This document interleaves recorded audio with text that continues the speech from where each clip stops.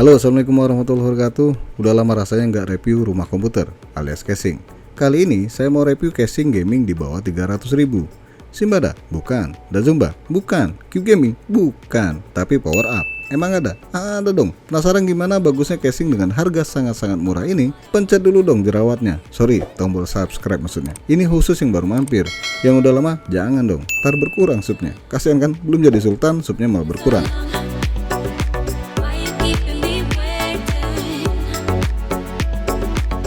Raptor Black Strike 1501. Raptor Black Strike 1501. Susah amat sih nyebutnya. Namanya keren ya, kayak orang lagi mancing. Strike. Jadi casing ini bener-bener memancing penasaran.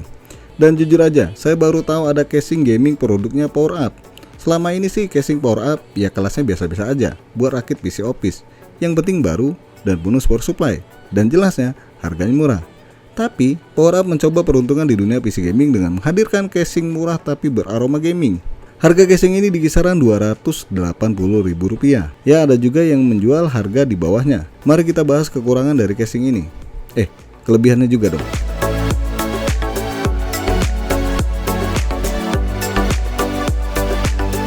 Box casing ini kelihatan box murahan ya. Ya emang sih. Rata-rata box casing murah kayak gini semua. Bahkan yang rada mahal juga dusnya coklat kayak gini. Tapi ini dusnya lembek, nggak keras. Kalau nggak keras kan susah masuknya. Apa ini? Tapi udahlah, namanya juga murah. Jangan banyak protes. Apalagi mau demo, malu dong. Di boxnya kelihatan sih bentuk casingnya kayak gimana.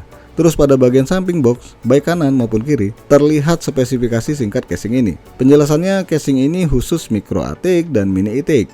Bagian depan bisa dipasang radiator 240 mm atau bisa dipasang 2 kipas 12 cm dan 1 kipas 12 cm bagian belakang. Tutup samping kiri itu akrilik. Wah, bukan kaca dong. Murah kok ngarep kaca.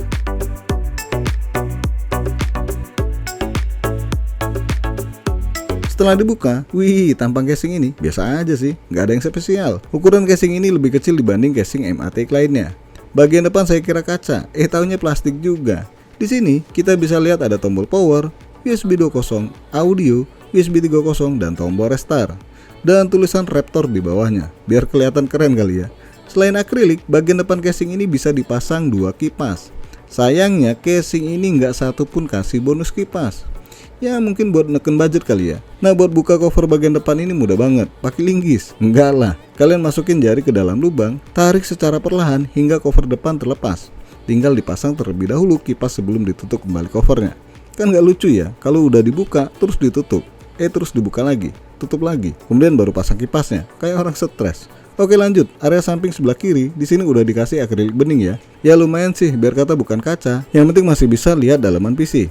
Tapi jujur aja loh, bahan penutup casing bagian akrilik ini tipis banget, nggak tebel, tapi lagi-lagi sesuai harga. Ini murah. Dan setelah terbuka, terlihat jelas susunan kabel manajemen yang nggak banget. Space satu ruang buat kabel manajemen itu cuma di area tonjolan doang. Sisanya nggak bakal bisa dijadikan tempat buat kabel.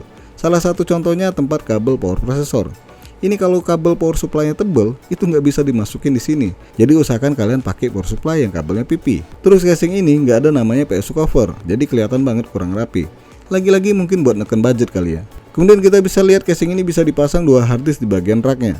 Satu SSD di atas rak harddisknya dan satunya lagi di area kabel manajemen. Buat pasangnya sih mudah banget. Kalian cukup pasang 2 baut untuk slider dan tinggal kunci dengan baut biasa di bagian kirinya. Di sebelah harddisk jelas tempat nongkrong power supply. Tapi kalau power supply kalian rada gede ukurannya, nah ini bikin masalah baru. Karena space kabel power supply itu sempit banget. Kalau pakai Corsair tipe yang saya pakai ini, ya rada lumayan besar space-nya. Tapi kabel-kabel power supply Corsair ini belum PP. Nah ini bakal bikin PR baru. Aduh, capek deh. Nanti saya jelasin lebih lanjut.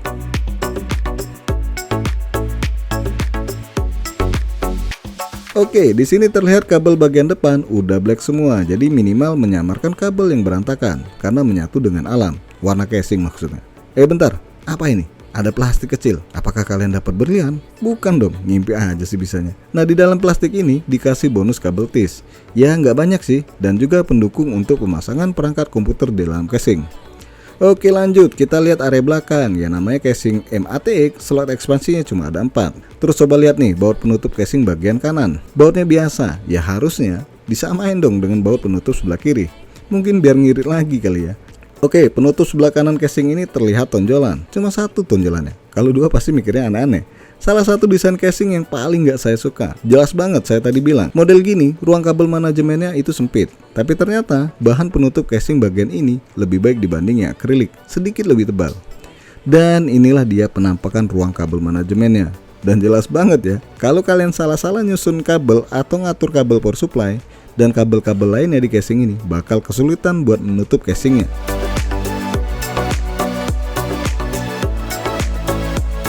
Pada bagian atas nggak ada yang menarik di sini. Atasnya nggak ada buat sirkulasi udara sama sekali, tertutup. Udah, lanjut pada bagian bawah. Bisa kita lihat di sini dikasih busa di bagian kaki casing. Tapi ini kok tipis banget ya, kayak nggak niat gitu loh. Tapi ya udahlah, murah. Nah, pada bagian power supply ini dikasih dust filter. Ya seperti kebanyakan casing pada umumnya. Nah, untuk pemasangan komponen komputer di casing ini, yang paling bikin dongkol adalah ketika kalian menggunakan power supply dengan kabel-kabel yang cukup tebal.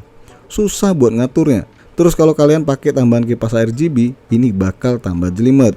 Intinya casing ini kalau dipakein banyak perangkat, terlebih lagi power supply yang kabelnya nggak pipi, dijamin nggak rapi dan super berantakan.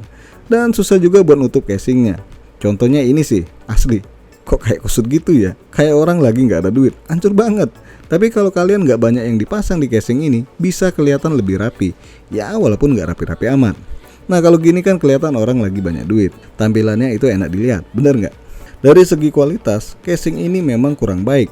Bahannya tipis, kabel manajemen nggak bagus, nggak ada power supply cover. Kemudian sirkulasi udara yang minim. Secara tampilan casing ini juga biasa-biasa aja ya. Dipasangin fan RGB-nya masih kurang gimana gitu ya. Nah kelebihannya, untuk rentang harga 250.000 barunya, rasanya casing ini jauh lebih baik dibanding casing lain di harga yang sama. Cuma ya itu tadi, kalau kalian harus merogoh kocek tambahan buat beli 3 kipas lagi, anggap aja kalian beli fan RGB tipe rainbow di harga 80.000 barunya, berarti kalian nambah duit 240.000. Yang jatuhnya casing ini jauh lebih mahal bila dibandingkan casing dengan rentang harga 490.000. Dimana casing yang 490.000 itu udah dapet kipas tambahan dengan ruang casing yang lebih baik tentunya. So menurut saya, casing ini banyak kekurangan dibanding kelebihan. Jadi begitulah pandangan saya mengenai casing Raptor ini. Semua keputusan ada di kaki kalian, tangan maksudnya. Jadi ya terserah, kalau kalian mau beli ya silakan. Tapi kalau kalian berharap ke depannya mau upgrade segala macem, casing ini kayaknya kurang cocok. Ya, jangan lupa sekali lagi mohon dukungannya buat subscribe channel ini, like dan share. Dan makasih sudah mampir di NK Channel.